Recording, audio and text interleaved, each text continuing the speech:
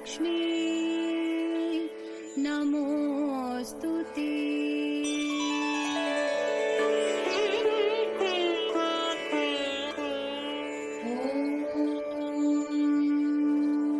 श्रीलक्ष्मी श्रीमहालक्ष्मी क्षीरसागर कन्यका उत्तिष्ठ हरिसंप्रीते भक्तानां भाग्यदायिनी।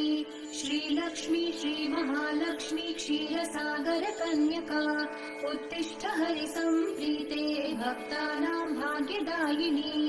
उत्तिष्ठोत्तिष्ठ श्रीलक्ष्मी विष्णुवक्षस्थलालये उत्तिष्ठ करुणापूर्णे।